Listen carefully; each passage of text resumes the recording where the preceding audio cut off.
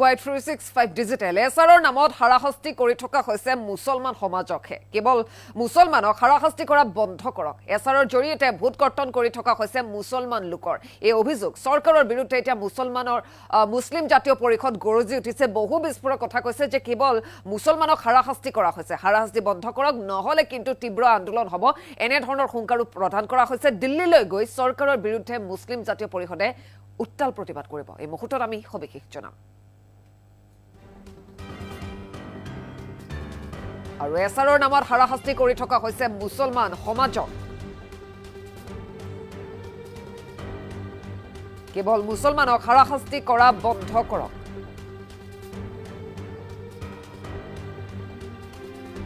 এছাৰৰ জৰিয়তে ভোট কৰ্তন কৰি থকা হৈছে মুছলমান লোকৰ আৰু চৰকাৰৰ বিৰুদ্ধে গৰজি উঠিল এতিয়া মুছলিম জাতীয় পৰিষদ আৰু মুছলমানক হাৰাশাস্তি বন্ধ নকৰিলে তীব্ৰ আন্দোলন হ'ব এনে ধৰণৰ এতিয়া আশংকাৰ দিল্লীলৈ গৈ চৰকাৰৰ বিৰুদ্ধে মুছলিম জাতীয় পৰিষদে কৰিব প্ৰতিবাদ আৰু হাৰাশাস্তি বন্ধ নকৰিলে আন্দোলনৰ বাবে সাজু হওক চৰকাৰ ৰাজ্যপালক সাক্ষাৎ কৰি মুছলিম জাতীয় পৰিষদৰ এবাৰ হুংকাৰ আৰু এছআৰ প্ৰক্ৰিয়া সন্দৰ্ভত ৰাজ্যপালক প্ৰদান কৰিলে স্মাৰক পত্ৰ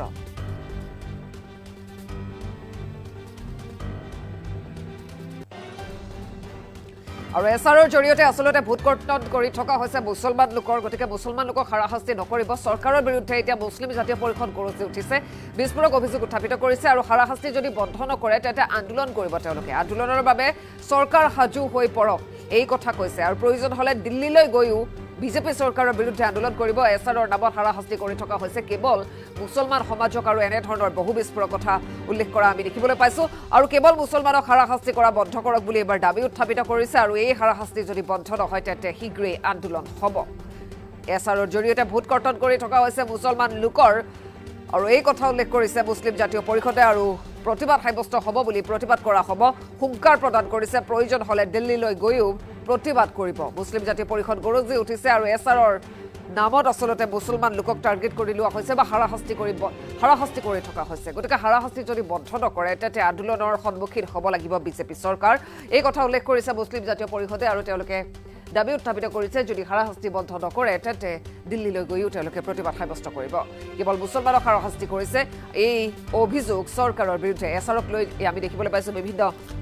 মন্তব্য বা বিভিন্ন প্ৰতিক্ৰিয়া আছে আৰু তাৰ মাজতে এইবাৰ মুছলিম জাতীয় পৰিষদ গৰজি উঠিছে তেওঁলোকে কৈছে যে কেৱল মুছলমান লোককহে আচলতে বিজেপি চৰকাৰখনে টাৰ্গেট কৰি লৈছে আৰু যাৰ বাবে এছআৰৰ জৰিয়তে নাম কৰ্তন কৰিছে গতিকে এয়া মুছলমান লোকৰ ওপৰত হোৱা এক প্ৰকাৰে হাৰাশাস্তি গতিকে এই হাৰাশাস্তি যদি বন্ধ নহয়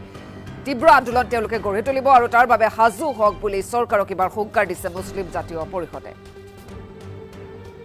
আৰু মন্তব্য আছে এইখিনিতে মন্তব্য আমি শুনাই ল'ব বিচাৰিছো যিখিনি আমাৰ বৈধ ভাৰতীয় নাগৰিক সেই নাগৰিকসকলক যে এটা ভুৱা অভিযোগকাৰীৰ জৰিয়তে ৰাতাৰাতিৰ ভিতৰত 500-100 মানুহক নামত যিটো কমপ্লেইন দিছে অবৈধ নাগৰিক বুলি তাৰ পিছতে এছআৰৰ জৰিয়তে যেনেকৈ হিয়াৰিঙৰ নামত হাৰাশাস্তি কৰি আছে আপোনালোকে হয়তো আপোনালোকৰ সংবাদ মাধ্যমৰ জৰিয়তে আমি দেখা পাইছোঁ আজি বিভিন্ন জিলাত ধুবুৰী জিলাতে কওক আমাৰ বিশেষকৈ বাছি খালি সংখ্যালঘু অধ্যুষিত অঞ্চলসমূহত কিন্তু আচলতে এই বস্তুটো এই যিটো বিজেপি চৰকাৰখনৰ যিটো এটা নাটক এই নাটকটো বন্ধ কেতিয়া হ'ব এইটো আমাৰ প্ৰশ্ন আজি মানে এছআৰৰ নামত ধৰ্মীয় সংখ্যালঘু আমাৰ মানুহক কেৱল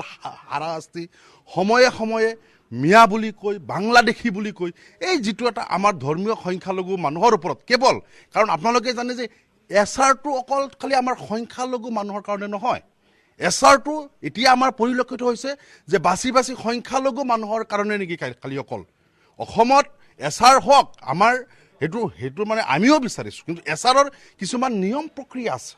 এছআৰৰ জৰিয়তে সংশোধনী হ'ব লাগে এছআৰৰ জৰিয়তে যদি কোনোবা এজন মানুহৰ বৈধ ভাৰতীয় নাগৰিকৰ যদি কৰ্মসূত্ৰে কোনোবা এজন বাহিৰত কাম কৰিবলৈ গৈছে,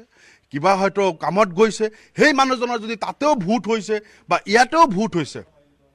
সেইখিনি বস্তু চোৱা চিতি কৰি সেই মানুহজনৰ ভিৰত সেই মানুহজনৰ ঘৰত এটা নটিচ দিব লাগিব, নটিচ জাৰি কৰিব লাগিব, যে নটিচ জাৰি কৰি যে এই মানুহজনে আচলতে ভোটটো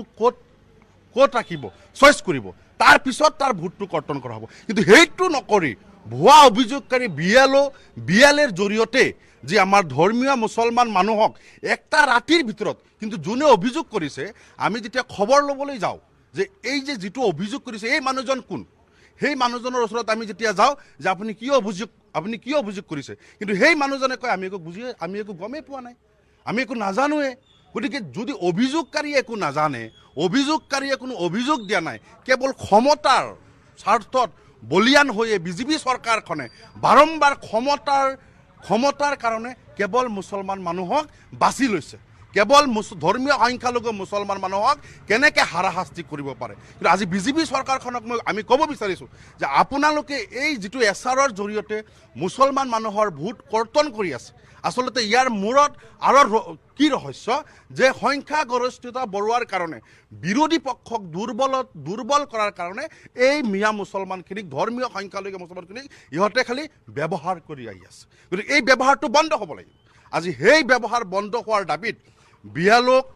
আজি যিসকল বিয়ালোক এইবিলাক কাম কৰি আছে, যিসকল চৰকাৰী হেঁচাত, চৰকাৰী ক্ষমতাৰ হেঁচাত যিবিলাক ভুৱা অভিযোগকাৰী এইবিলাক কাম কৰি আছে, সেইসকলৰ বিৰুদ্ধে এটা আইনী পদক্ষেপ লোৱাৰ কাৰণে আজি আমি মুছলিম জাতীয় পৰিষদৰ তৰফৰ পৰা ৰাজ্যপালৰ ওচৰত এটা স্মাৰক পত্ৰ প্ৰদান কৰিছোঁ। আৰু ইয়াৰ জৰিয়তে, আপোনালোকৰ জৰিয়তে গোটেই অসমবাসী ৰাইজক আৰু তথা এই বিজেপি চৰকাৰক এটা কথা সকীয়াই দিছোঁ যে এই এছআৰৰ নামত মুছলমানক হাৰাশাস্তি বন্ধ কৰক, অন্যথা অনাগত দিনত মুছলিম জাতীয় পৰিষদে দিল্লীত যাবলৈ সাজু হ'ব এই চৰকাৰৰ বিৰুদ্ধে আন্দোলন কৰাৰ কাৰণে। যি এছআৰ প্ৰক্ৰিয়া হৈ আছে সেইটোলৈ আমি শলাগ লৈছোঁ, কিন্তু দেখা গৈছে একাংশ আমাৰ মুছলিম সমাজক এই এছআৰৰ নামত হাৰাশাস্তি চলি আছে, কিছুমানৰ নাম কৰ্তন হৈ আছে। এই বিষয়ৰ ওপৰত আমাৰ মুছলিম জাতীয় পৰিষদৰ নজৰআন্দাজ হৈছে, আৰু সেইটোৰ ওপৰত ভিত্তি কৰি আমি আজি মহামান্য ৰাজ্যপালৰ ওচৰত উপস্থিত হৈছিলোঁ আমাৰ মুছলিম জাতীয় পৰিষদৰ এটা সজাতি দলে, আৰু আমি এখন স্মাৰক পত্ৰ দিছোঁ যে এছআৰৰ নামত আমাৰ যি মুছলমান সমাজ আছে, এই মানুহখিনিক যি হাৰাশাস্তি কৰি আছে, এই হাৰাশাস্তিখিনি আচলতে এইসকল বৈধ নাগৰিক যদি এখেতসকলক কোনো ধৰণৰ হাৰাশাস্তি কৰিব নালাগে, প্ৰশাসনিক এছআৰৰ যি প্ৰক্ৰিয়া সেইখিনিৰে এছআৰ প্ৰক্ৰিয়া নিৰ্মূল কৰক, আমিও সহায় সহযোগিতা কৰিম এই চৰকাৰখনক। কিন্তু আমাৰ এই মুছলিম সমাজক যিদৰে অন্যায় অত্যাচাৰ কৰি আছে এছআৰৰ নামত, এয়া কোনো পধ্যেই গ্ৰহণযোগ্য নহয়, ন্যায়িক নহয়। গতিকে আমি এটা ন্যায়িক প্ৰক্ৰিয়া বিচাৰিছোঁ আৰু এখন সুন্দৰ সুস্থ এছআৰ প্ৰক্ৰিয়া আমি বিচাৰি আছোঁ মুছলিম জাতীয় পৰিষদে।